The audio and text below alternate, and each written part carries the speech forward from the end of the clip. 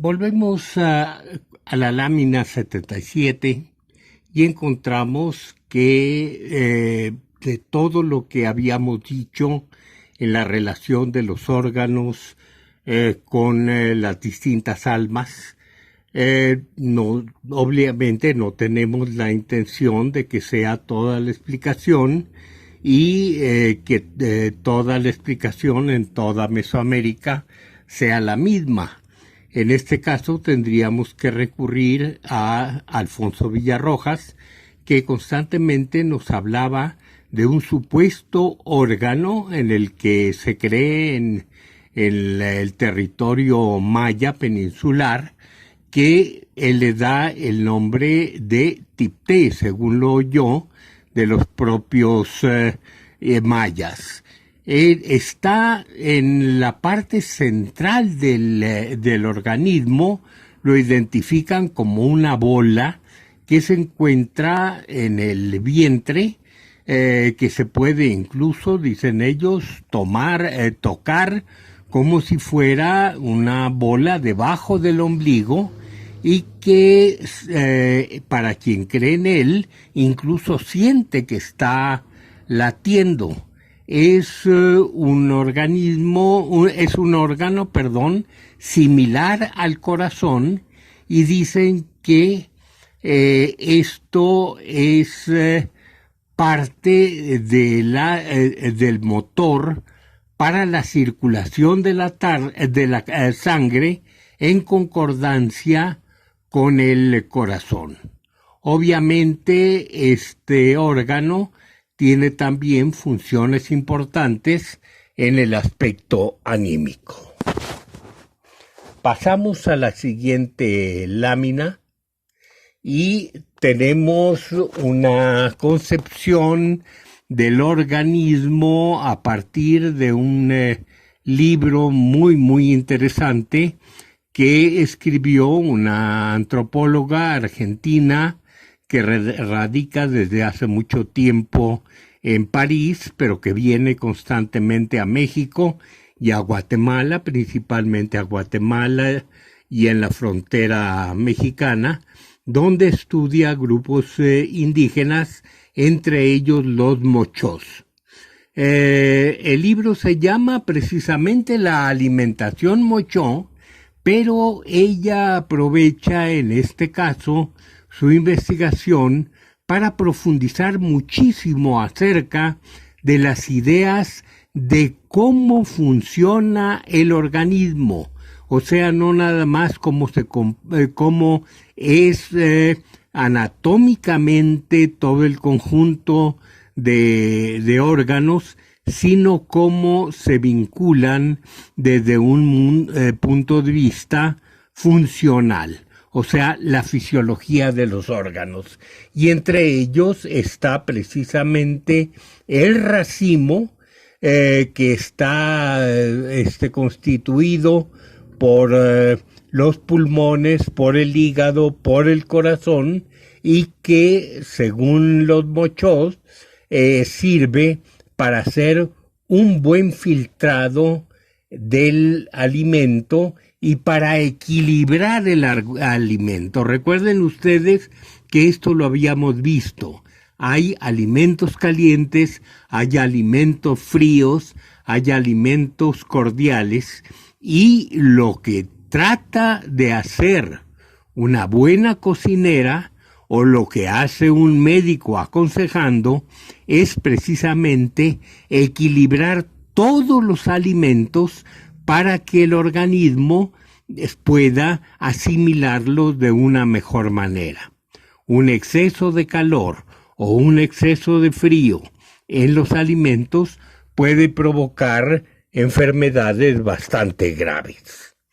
Pasamos a la siguiente lámina y vamos a encontrar una información que nos dio una querida amiga, lamentablemente fallecida, fue compañera en el Instituto de Investigaciones Antropológicas, murió muy joven, era una excelente investigadora y se dedicaba precisamente a la cultura maya, tratando de entender tanto en la antigüedad como en nuestros días todas las costumbres, todas las ideas relativas al funcionamiento del cuerpo, entre otras cosas. Entonces ella estudia uno de los libros más interesantes, El ritual de los Bacavis. Ese libro, y también muy profundamente estudió el Chilam Balam de Chumayel. María nos describe todas las deducciones que obtiene a través de la traducción del ritual de los Bacavis. Los Bacavis, recuerden ustedes, eran los 4 dioses que estaban en las 4 esquinas del mundo sosteniendo el cielo entre los mayas. No se trata de un libro propiamente dedicado a ellos, se trata de un libro de oraciones, muchas de ellas, muchas de carácter médico, pero con una lectura cuidadosa. Es una lectura muy difícil porque es un texto lleno de metáforas que hasta la fecha no han podido dilucidarse bien. Es un libro muy importante del que actualmente existe traducción publicada por la universidad y hecha por Ramón Arzápalo Marín, que también es investigador de nuestro instituto. Pasamos a la siguiente lámina con otro investigador del instituto, ya lamentablemente fallecido también, que estudió principalmente la Huasteca. Él se refiere en esta parte que se ha transcrito aquí de las creencias relativas a los apianis. El nombre de apiani es náhuatl y se compone de un sustantivo a, un verbo pia, guardar, y un participial, el ni, y que se refiere precisamente a todos los pequeños seres sobrenaturales que controlan el buen funcionamiento del agua. Son los que cuidan precisamente los manantiales, las fuentes, las caídas de agua, todos los depósitos de agua naturales, y entonces ellos tienen ciertas costumbres, entre ellas propiamente bañarse en las aguas. Tienen horas de regocijo, y esta hora coincide precisamente cuando el sol está en el cenit, o sea, a las 12 del día. A esa hora no es conveniente molestarlos, mucho menos ofenderlos. Y si acaso algunas de las jóvenes van a lavar ahí la tela que usan para recoger la sangre menstrual, los apianis se sienten muy, muy ofendidos, y entonces la pueden castigar haciendo que precisamente reciba daños fisiológicos en su menstruación. Vamos a seguir adelante con la idea de la muerte. Nos pasamos a la ficha 82, con la advertencia de que los investigadores que han trabajado este tema lo han hecho en forma muy, muy puntual, que se trata de muchísimos investigadores, que los trabajos afortunadamente son muy abundantes, y que aquí simplemente señalo a 4 de ellos que considero que su aporte ha sido muy, muy sustancial. Tendríamos a Matos Moctezuma con los trabajos que ha hecho acerca de las antiguas creencias mexicas, sobre todo las vinculadas a la muerte que él llama a filo de obsidiana, o sea, la muerte gloriosa que llevaba a los guerreros al paraíso solar, donde tenían que cumplir funciones específicas de ayudar al sol desde el punto del amanecer hasta el cenit. Tendemos después a un argentino, Hugo Nutini, ya fallecido. Hugo se dedicó a hacer estudios sobre las creencias actuales en el territorio tlaxcalteca. Sus investigaciones son muy profundas y son profundas precisamente porque él se puso a estudiar todos los antecedentes de un tema tan complejo que son no nada más los antecedentes indígenas, sino también los antecedentes españoles y cómo esta confluencia y todo el proceso durísimo que se dio en el choque de las dos concepciones de la vida y de la muerte, vinieron a constituir, aparte con toda la experiencia colonial, de la tradición indígena acerca de la muerte en la Tlaxcala rural. El libro, lamentablemente, no está en español, está en inglés y se refiere al Día de los Muertos, al Día de los Muertos en la Tlaxcala rural. Tenemos luego a Carlos Navarrete, un poco un desmitificador del culto a la muerte, pero del culto muy industrializado que tenemos en México en la actualidad, que él identifica como algo ligado al nacionalismo postrevolucionario. Efectivamente, esto es todo este culto a la muerte de popular, no es que no hubiera existido antes, era muy importante y lo tenemos en las calaveras, la tradición de las calaveras en caricaturas de manillas y las caricaturas posteriores a manillas incluso, pero indudablemente con un grupo de intelectuales revolucionarios, de ideas revolucionarias, entre ellas Diego Rivera, se hizo toda una tradición un poco más, dijéramos, para consumo del nacionalismo. Y no podemos olvidar también del consumo turístico, algo de eso, de que los mexicanos nos burlamos de la muerte.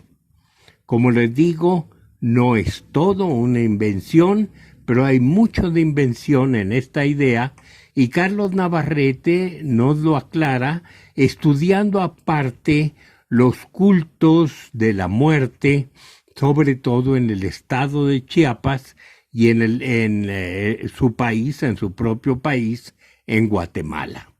Por último, tenemos a Lourdes Báez Cubero, que ha tenido una participación también con un grupo muy grande, lástima que no pueda aquí mencionar a todos, pero un grupo muy grande al que ella pertenece, que han trabajado de manera formidable las ideas indígenas actuales acerca de la muerte. Ella nos habla muchísimo sobre todo de estos traslados del otro mundo a este mundo cada año, de cómo el vigor de los muertos tiene que decrecer conforme pasa el tiempo, de cómo algunos de los obligados a atenderlos lo reciben bien y cómo otras familias se despreocupan por sus muertos. ¿Cuál es la suerte de estos? Etcétera. Creo que los trabajos de Lourdes Báez son uno de los más interesantes que podemos leer acerca de este tema específico.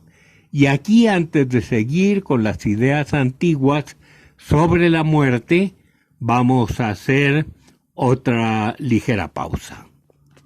Vamos a la lámina 83 y encontramos una ilustración muy extraña en el Códice Lod. Tratemos de ver en este caso las los distintos seres que se apartan de un cuerpo humano tocado por la muerte. Lo vemos con el cráneo de color rojo, con el cuerpo de color rojo, pero parecen desprenderse de él algunos seres. Vamos a verlos uno por uno. Tendría de la parte inferior del cuerpo es el desprendimiento de una serpiente. Luego tendríamos a la altura del pecho el desprendimiento del propio dios Quetzalcóatl en su forma de Hécatl. De la cabeza sale una serpiente y cae hacia atrás toda una osamenta que al parecer va a llegar al suelo. Si nosotros tratáramos de explicar esto como en algún tiempo lo hicimos y sin considerar que es una interpretación totalmente fundada, realmente es una simple suposición, pudiéramos ver que lo que sale de la parte inferior del cuerpo es el alma que nosotros consideramos Xijilotl, la que está depositada en el hígado. De la parte del corazón saldría el alma esencial. ¿Por qué sería Quetzalcóatl precisamente el que sale del alma del corazón? Porque el alma esencial es la creada por el patrono universal de los hombres, que es precisamente Quetzalcóatl.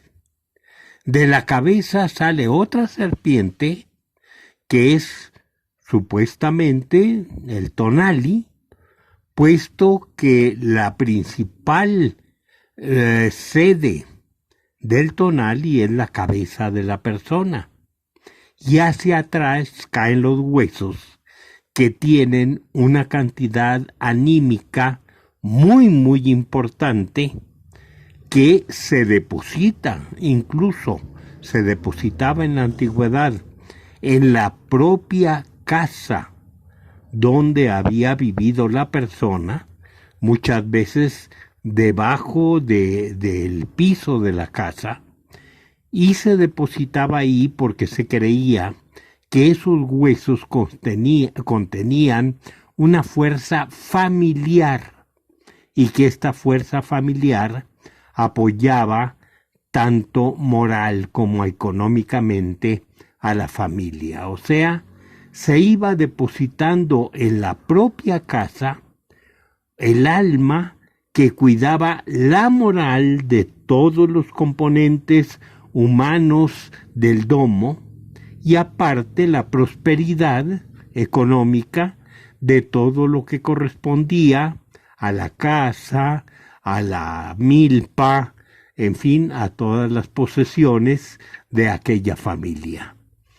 Tenemos que recordar que una de las creencias básicas era que cualquier acto deshonroso de uno de los miembros de la familia perjudicaba a toda la familia.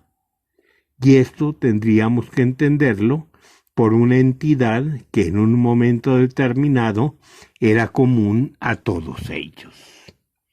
Pasamos en la siguiente lámina a una clave que nos puede dar el sentido de todo el culto funerario y de las creencias, obviamente, de las almas, cuál era el destino de estas almas después de la muerte. Aquí la que nos va a interesar es precisamente el alma esencial, el alma que hace que un ser humano sea humano, que un ser canino sea un canino, que un ser felino sea un felino, o sea, el alma que da la esencia, las calidades esenciales de un ser, de una criatura.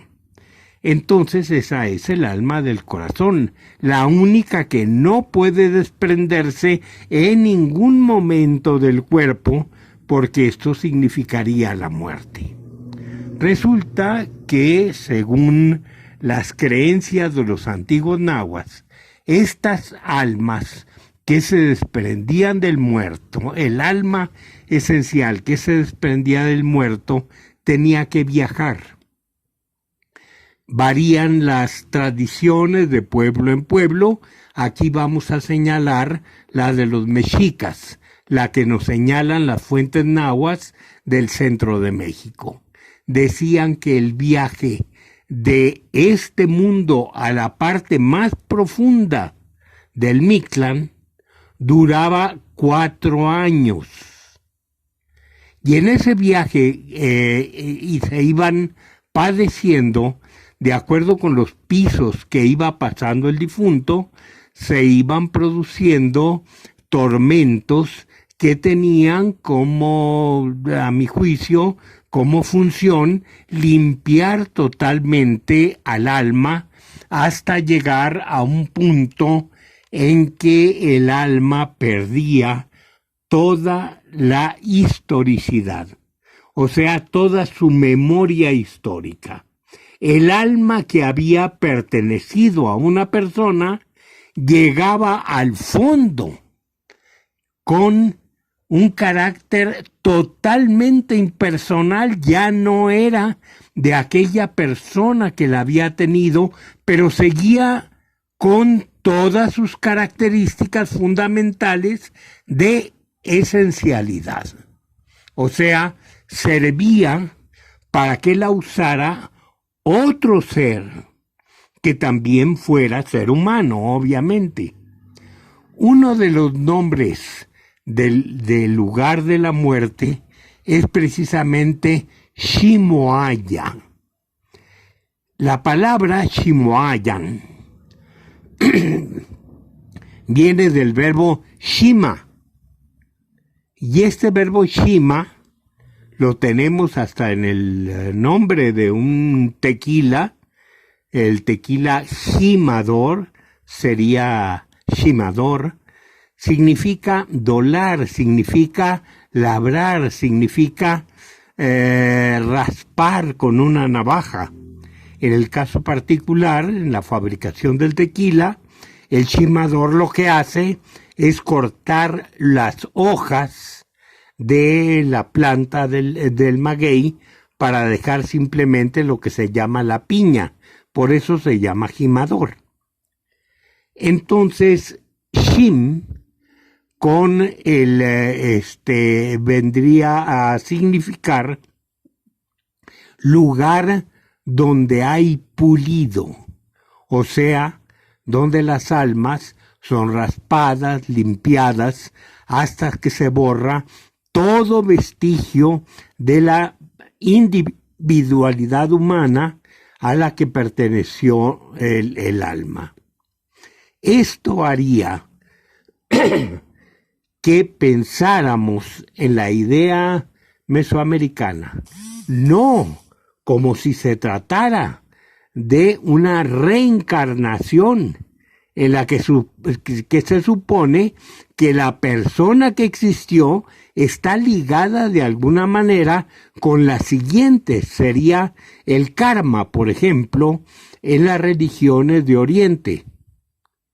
No es esto. Aquí no queda absolutamente nada de la persona. Lo único que queda es la naturaleza original que tenía el alma antes de haber pertenecido a esa persona y que vuelve a su estado original para volver a tener otra vez en el mundo la misma función.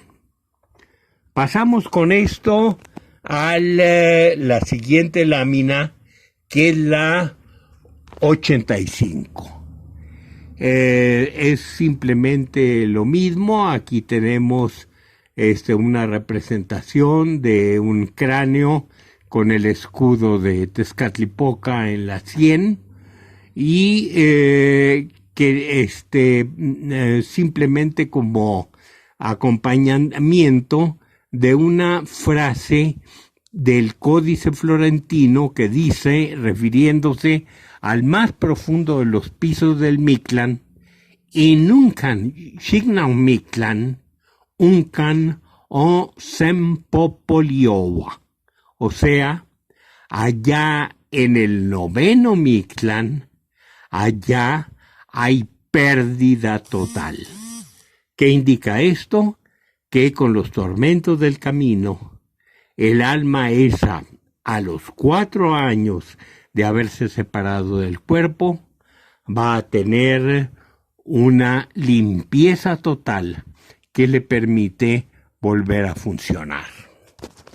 Vamos a ver esta idea, pero ya en un sentido actual, ya cuando se está viendo el problema de enfrentarse al otro mundo como algo que tiene un fondo cristiano también aportado por la evangelización. Según 2 investigadores que he mencionado en muchas ocasiones, excelentes investigadores los 2 italianos, uno de ellos Signorini, ya fallecido, otro afortunadamente vivo, Alessandro Lupo, tomaron un texto en el que se nota claramente esta idea del retorno, la ida y el retorno, aunque como les digo ya con algunas ideas del cristianismo, ya con una concepción modificada por la evangelización. Nosotros somos de la tierra nacimos, la tierra nos come. La que se viene a limpiar es nuestra alma, pero nuestro cuerpo, fíjate, es como quien siembra maíz. Vas a sembrar el maicito en la tierra, pero el maíz no se queda aquí en la tierra. El maíz encumbra en su corazoncito, nace y encumbra, sube para arriba, sube, hasta que llega cerca de la punta, y ahí cerca de la punta florea y sale el maicito. Se queda lo único, la mata. Ahí nació, ahí se va a acabar otra vuelta esta mata. No más viene dejando frutas. Le quitamos la mazorca, como quien dice, le quitamos el corazón. Dios nuestro Señor nos quita el corazón, nuestra alma, el alma. Él sabrá dónde la pone. Como yo voy asegurando mi mazorquita aquí, yo sé dónde la puse. Y la mata allá se quedó. De donde nació, ahí se quedó. Y ahí se acabó otra vuelta. Se hizo abono otra vuelta. Y la mazorquita esta, otra vuelta se fue por ahí. Así somos nosotros, que nosotros enteros nunca vamos a llegar a la gloria. Enteros así como estamos con nuestro cuerpo. Y aquí cortamos por un instante otra vez nuestra exposición.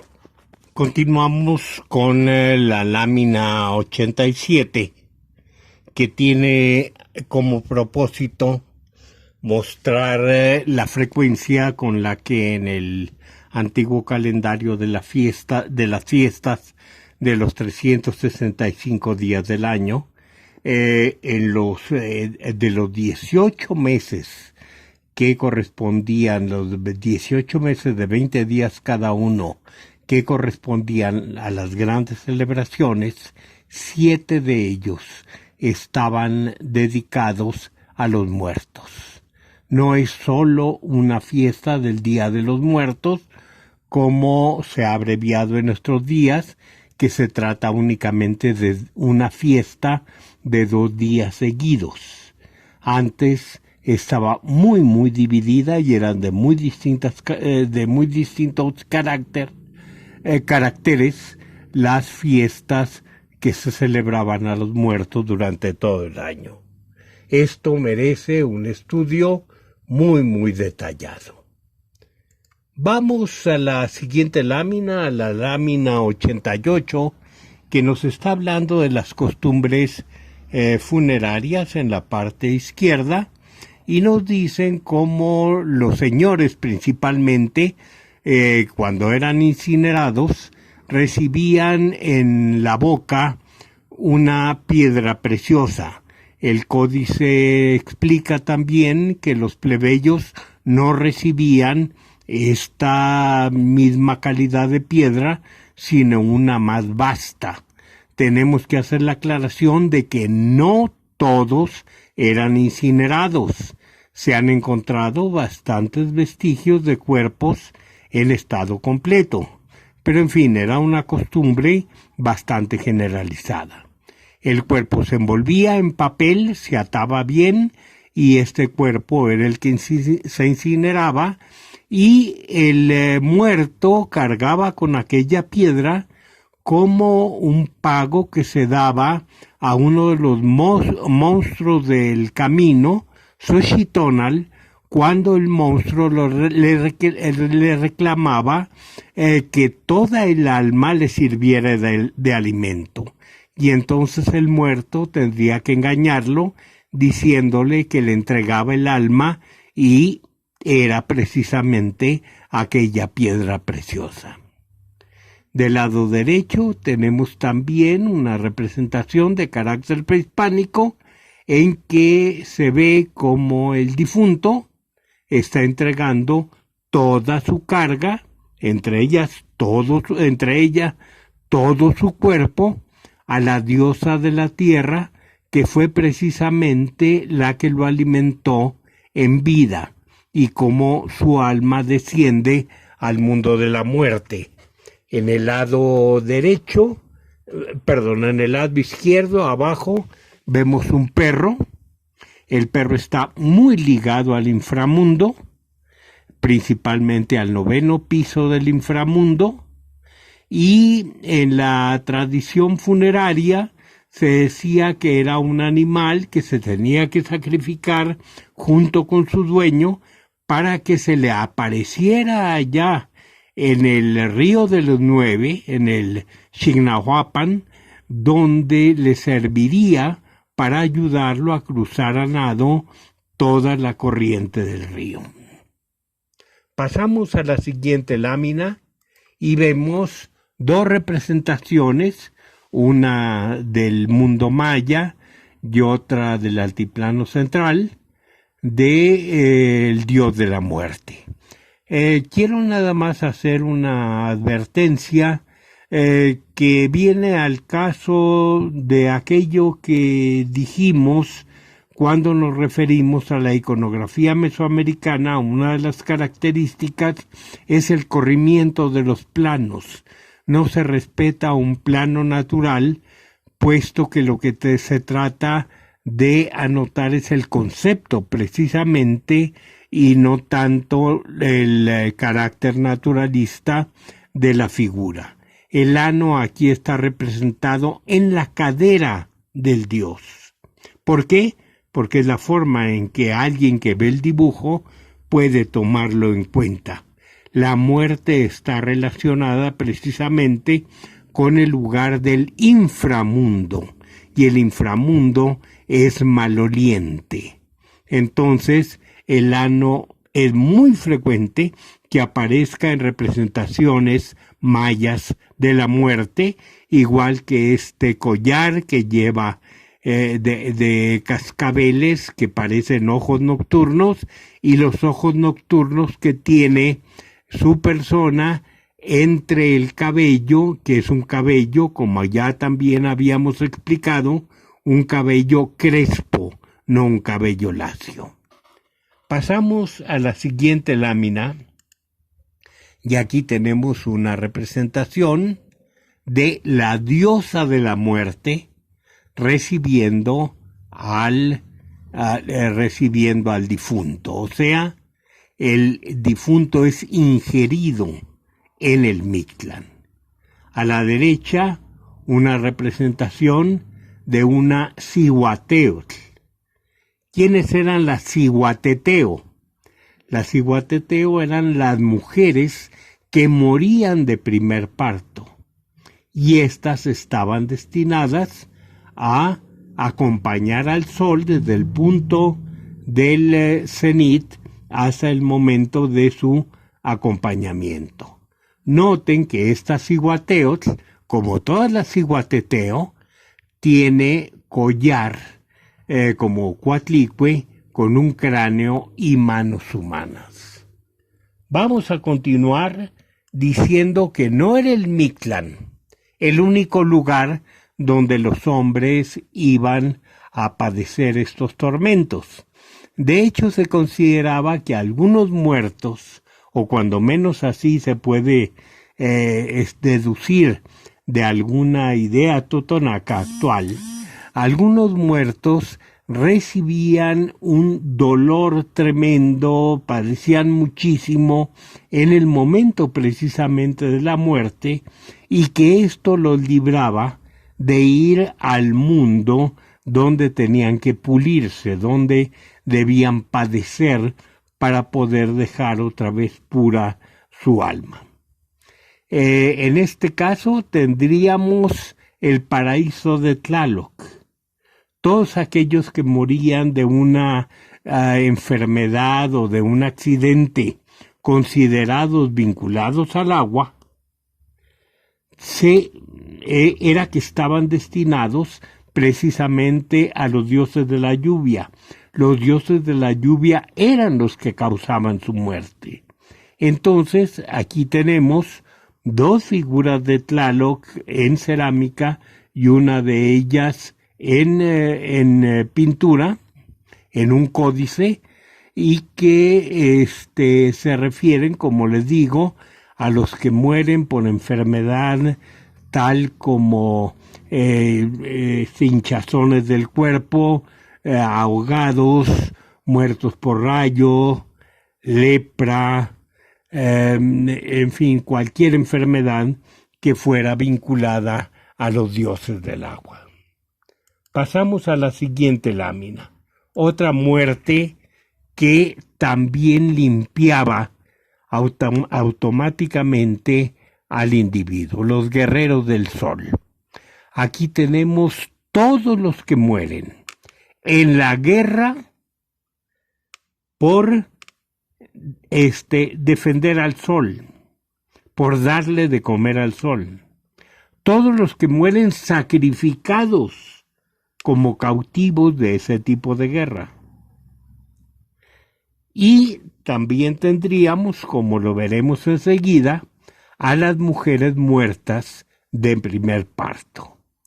Dicen las fuentes que los escudos que tenían estas personas estaban perforados por las flechas que habían recibido durante el combate terrestre, y que esto permitía que ellos pudieran, cubriéndose la cara con el escudo, poder observar el rostro del sol.